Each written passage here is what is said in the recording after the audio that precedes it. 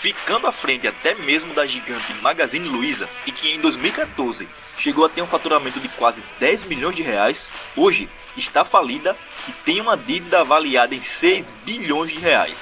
E nesse vídeo vamos falar sobre a história e o que levou a Ricardo Eletro a ter esse fim. Esse é Ricardo Nunes, dono e rosto à frente das campanhas publicitárias da Ricardo Eletro.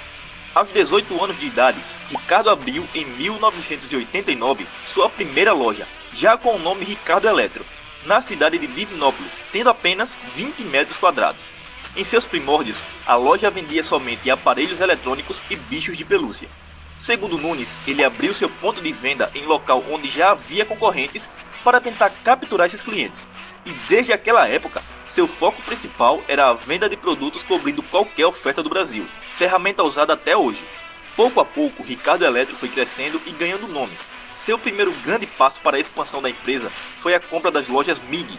Com isso, a marca que até então tinha forte atuação em Minas Gerais, Espírito Santo e Bahia, passa agora a atuar também em São Paulo, Distrito Federal e Goiás. Em 2010, Ricardo Nunes continuou sua missão de crescimento de sua empresa e juntou-se à rede de varejo Insinuante, empresa fundada em Vitória da Conquista, na Bahia, que começou a operar em 1959. Nascia assim uma nova e gigante empresa, a Máquina de Vendas. Com isso, a agora Máquina de Vendas se tornava a segunda maior empresa de eletrônicos, eletrodomésticos e móveis do país, com 8% do mercado brasileiro. E o crescimento não parou por aí. Ainda em 2010, a holding adquiriu a rede Citylar, em 2011 a rede Eletroshop e em 2012 a rede Salfer. Todas essas aquisições fizeram com que a Máquina de Vendas se tornasse a rede de maior cobertura territorial do país, presente em 23 estados e no Distrito Federal.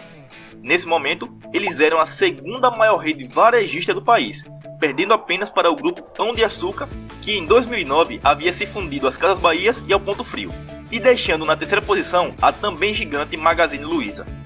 No fim de 2010, o faturamento da Máquina de Vendas chegou à casa dos 6 bilhões de reais e a empresa já contava com mais de 750 lojas espalhadas pelo Brasil, o que de certa forma mostrava que a estratégia de comprar outras redes varejistas estava dando certo.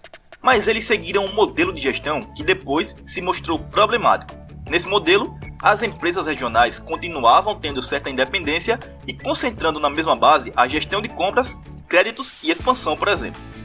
Por não ter uma gestão centralizada em apenas uma pessoa e sim uma gestão compartilhada entre os gestores de cada marca da holding, o negócio começou a ter alguns problemas. Afinal, havia uma certa briga de egos, já que todos eles, que também vieram de baixo e tinham sua própria maneira de gerir seus negócios, tinham agora que pensar basicamente na mesma sintonia, e é óbvio que isso não é fácil de acontecer. Por exemplo, enquanto Ricardo Nunes pensava em continuar a expansão, mesmo que sacrificando um pouco os lucros, os outros sócios de negócio achavam que o crescimento deveria ser mais sustentável, aliando o crescimento com o lucro. Então, devido a todas as divergências entre os cabeças de negócio, em meados de 2016 para 2017, a sociedade foi desfeita e a Máquina de Vendas resolveu consolidar seu negócio apenas por meio da marca Ricardo Eletro. Mas isso não deu fim aos problemas da empresa. Como agora toda a operação da empresa girava em torno da marca Ricardo Eletro, seu fundador Ricardo Nunes, que ainda era acionista nessa época, passou a ter ainda mais visibilidade e notoriedade. Ele se tornou o rosto da marca, estando presente em praticamente todos os comerciais de TV, sendo citado muitas vezes no programa Caldeirão do Hulk e se tornando inclusive amigo pessoal do Luciano Huck. Porém, toda essa visibilidade dada a ele, de certa forma, impedia que a Ricardo Eletro dissociasse a marca de seu criador. E de certa maneira, isso era um problema, visto que, ainda em 2010, Ricardo Nunes se envolveu em um escândalo, onde foi acusado de pagar propina a um auditor fiscal da Receita para que a Ricardo Eletro não fosse autuada. Ele foi condenado a 3 anos e 4 meses de prisão por corrupção ativa pela Justiça Federal. Mas como tudo na justiça brasileira, entre sentenças e recursos, o caso se arrastou por anos e a defesa do empresário afirma que ele é inocente e que, na verdade, ele foi vítima de extorsão. Além disso, em 2020, outro escândalo abalou a imagem do fundador da Ricardo Eletro. Segundo o Ministério Público de Minas Gerais, a rede varejista sonegou cerca de 400 milhões de reais ao longo de quase 10 anos. Oficialmente, Nunes deixou a presidência da empresa em 2018 e também não faz mais parte do quadro de acionistas desde 2019. Mesmo assim, sua imagem ainda estava fortemente ligada à da empresa. e tudo isso foi minando a máquina de vendas. Mas não só isso. Outro problema enfrentado pela gigante do varejo foi a constante ruptura de gôndola. Para quem não sabe do que se trata, a ruptura de gôndola nada mais é do que a falta de produtos nas gôndolas. Ou seja, você via um comercial na TV de um determinado produto, ia na loja para comprar, mas não encontrava o produto em questão. E essa situação passou a ser comum nas lojas da Ricardo Eletro. Isso acabava frustrando os clientes e, óbvio, diminuía o faturamento da empresa. A gestão de compra e de logística tinha se tornado um gargalo para a máquina de vendas. Mas esse não era um problema isolado. Além da ruptura de gôndola, podemos citar várias outras questões como lentidão de reposição de estoques, que acabavam culminando nas rupturas de gôndolas, margens espremidas por promoções e liquidações, o que afetava diretamente nas finanças da empresa, e a resistência em investir em canais digitais, que foi praticamente a bala de prata que matou o negócio. Enquanto as outras varejistas estavam investindo pesado em seus canais de vendas pela internet, já avisando essa mudança nos hábitos de consumo, a Ricardo Eletro simplesmente negligenciou isso. Eles até tinham seu site, porém muito aquém do que era necessário e esperado para uma empresa daquele porte. E tudo isso se agravou ainda mais com a chegada da pandemia.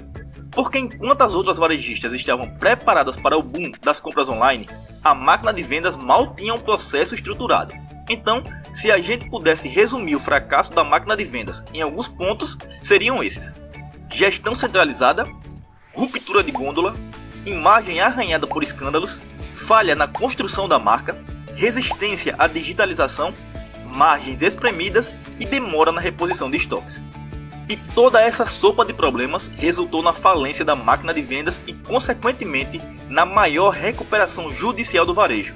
Em 2020, a máquina de vendas entrou com um pedido de recuperação judicial no valor de 4 bilhões de reais. A empresa, que chegou a faturar quase 10 bilhões de reais no ano de 2014, agora tem uma dívida que chega a aproximadamente 6 bilhões de reais. Mas o novo presidente da máquina de vendas, Pedro Bianchi, que comprou a participação de Ricardo Nunes, não se deu por vencido, e segundo ele, essa complicada realidade está prestes a mudar.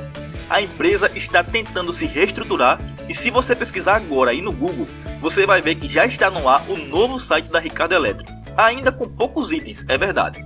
O número de funcionários, que chegou a ser mais de 28 mil, agora é de apenas 40, com a maioria trabalhando de casa e alguns no modelo híbrido, em uma pequena sede em Contagem, Minas Gerais. Com essa estratégia, Bianchi estima que a máquina de vendas volte a ter vendas brutas de 120 milhões de reais mensais até o fim do ano. O retorno das lojas físicas está previsto para 2023, começando por São Paulo e Minas Gerais. E aí, na sua opinião?